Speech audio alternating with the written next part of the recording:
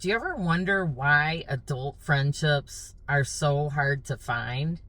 And do you even question sometimes your friendships that you have with people? Because I started to think about this recently on different types of friendships with different types of people. And I realized that friends come in different categories, I guess I would almost say. There are friends that, for example, you don't see very often at all. Maybe you've known them for a long time and you just never see them at all. But you still consider them a friend. They're kind of like that distant friend that if if somebody was talking to you and maybe you started talking about a story and that person was part of that story, in your head you would be thinking, yeah, they're still my friend, but I haven't seen them in quite a long time. So that's like a distant friend. And then there are, I would call, an activity friend. That would be a friend that maybe you see, obviously, during an activity. Maybe you have yoga classes, or in my situation, I go out to the barn.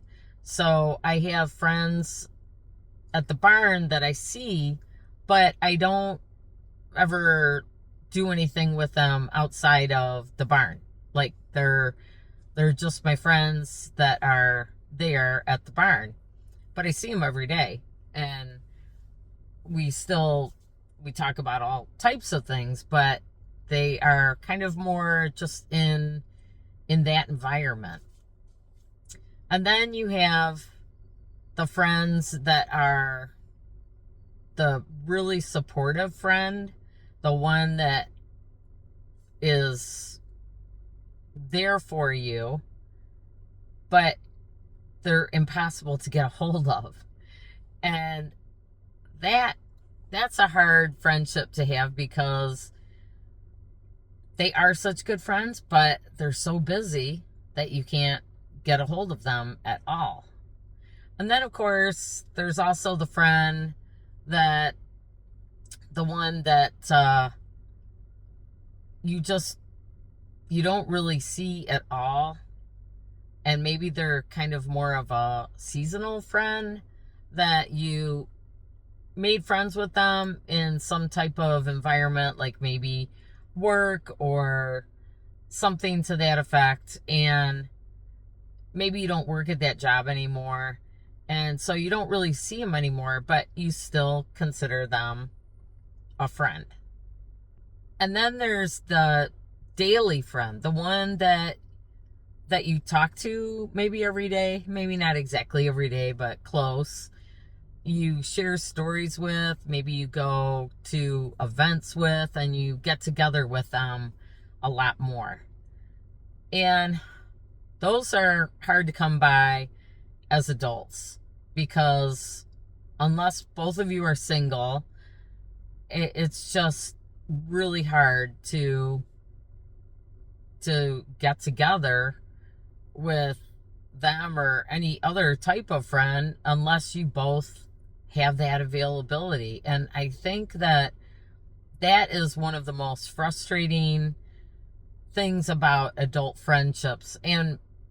But I started to think about, though, that, like I said, I mentioned those different types of friends.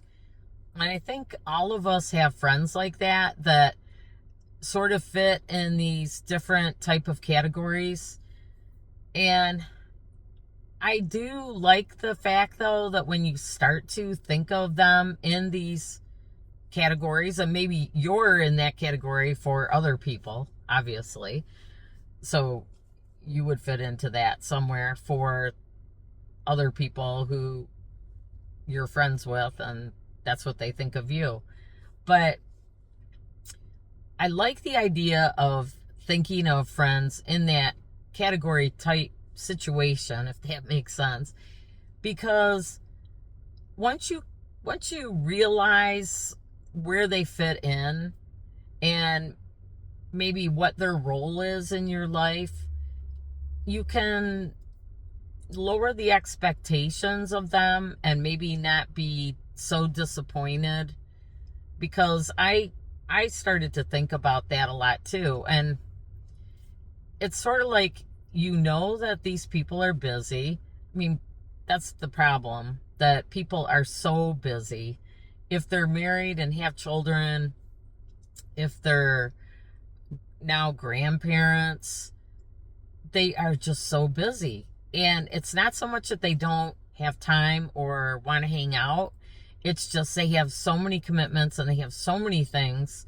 Maybe they still have a career on top of it. So it's really hard to make time to see somebody, because let's say it is on the weekend or something like that. Again, if they're married, they probably are doing something with their spouse or whatever. So, but I do think, though, that when you start to think about that and realize, oh, okay, it's not me. It's not me. Oh, don't we all love that saying? But it's not you. It isn't you. It's not that people don't want to hang out with you. It's just that people are busy, and you start to kind of realize, okay, that's how it works. So I guess the next question is, so what's the answer for that? If you have a situation where you don't really see people and you don't really have friends that you get to see that often, what do you do about it? Well, I think the best thing to do, in my opinion, is find a hobby. That's sort of what I have going on. I go to the barn and I have a place to go. I see people. I still kind of get my social contact out of it, and it works. I would like to have some friends. I wish I had some friends that I could go to events with and that were available. A funny story is that, now I have done this before, but I went to a concert this year that I really wanted to go to. And so I went by myself, which I've done this before. And you have to, because if you don't want to just stay home and miss everything because you don't have anybody to go with. So you almost have to do that if you're in that situation. But anyways, so I went to this concert, and it was about 5 or 6 different bands that were playing. So there was like breaks in between while they set out for the next band. And these people I was sitting next to in the pavilion, the lady, she said to me, "Are you waiting for somebody?" And I said, "No, I'm here by myself." And she looked at me and she said, "Oh."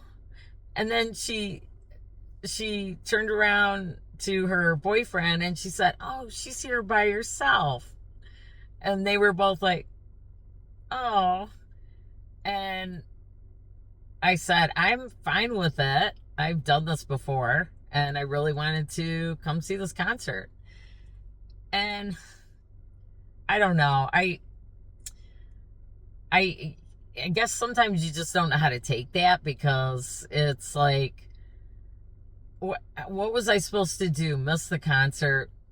I mean, I wanted to go to this concert. I don't even know if I had a couple of friends that were available, if they would even want to go to that concert. That's the other thing. I mean, concerts are not cheap anymore. And it's kind of hard to ask somebody to spend, well, I wanted to sit in the pavilion, but it's kind of hard to ask somebody to spend $50 to $100 to come to a concert that they have no interest in going to. So, what was I supposed to do? And I had a great time at the concert. I'm so glad I went. I would go again for sure. And it's not any big deal. Now, the thing I will say though, which is a drag, is that there have been a lot of events that I would have liked to have gone to, but I decided that maybe, let's say it was some other event, maybe a concert in a larger venue. And I thought, it's probably just not a good idea if I go there alone, park, walk in, walk out. It's just kind of more of a safety thing. So I have missed events because of that. And that part of it is a drag. But what do you do? The other thing I would, so that's my funny story. The other thing I would mention is there's a website, if you've never heard of it, called meetup.com.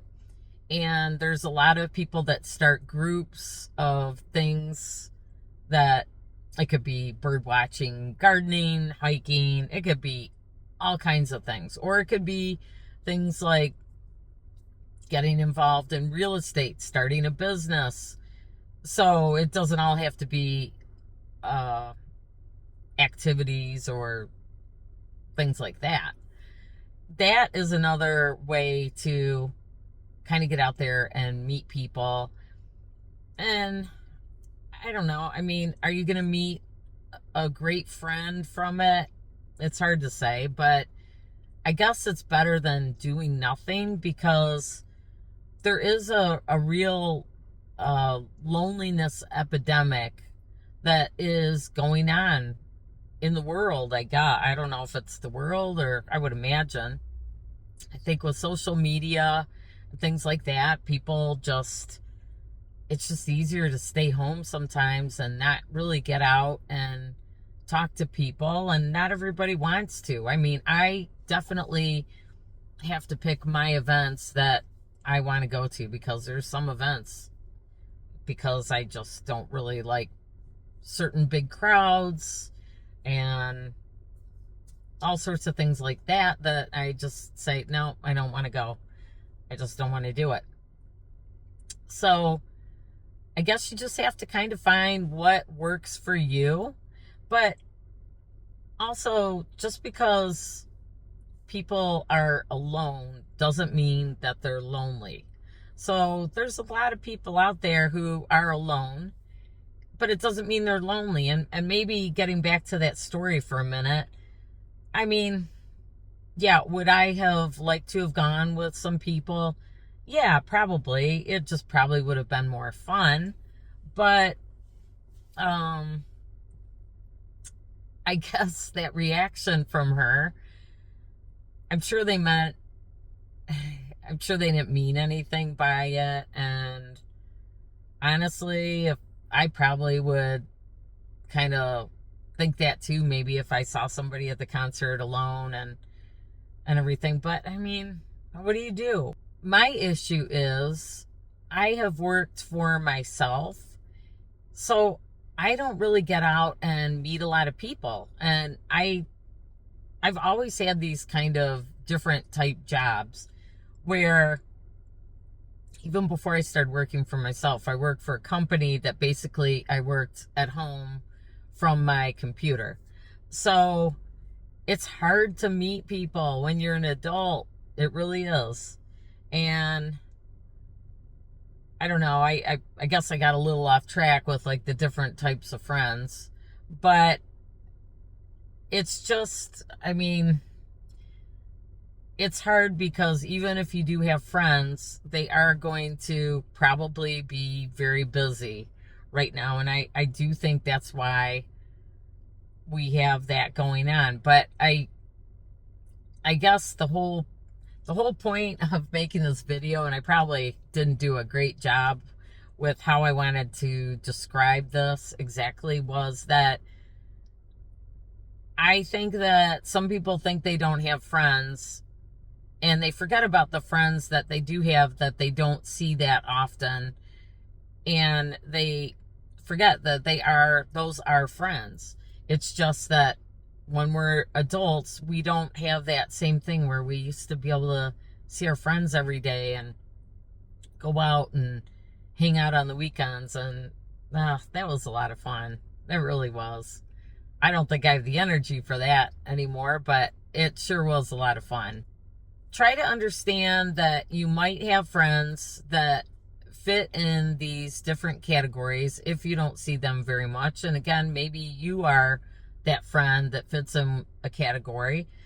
And maybe it'd be great if we can all try to reach out a little bit more and see if we can connect. But again, people are busy. If you remember that people are busy and have different timelines and what they're doing in their life and different, raising children and things like that, or grandchildren, it does make it easier to understand why maybe you don't see them all the time. And really, you just have to try to find people maybe that you can see more often that have more of a lifestyle that lines up with yours.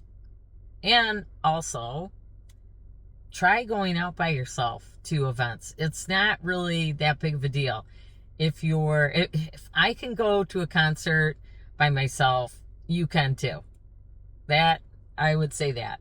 It's great. And I should do a video on that. There are a lot of pros of going places by yourself too.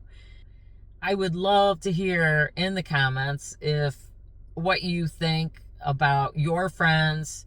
I'm sure there's other categories, but I'd love to hear how people kind of handle those friendships they don't get to see that often, and how that all works out for them. And if you have any ideas on how adults can make friends, like things that you've tried, I think that would be great to leave it in the comments. I think it would be really useful for all of us adults out there who are trying to figure all that out. So I hope you enjoyed this video. I'll see you on the next one.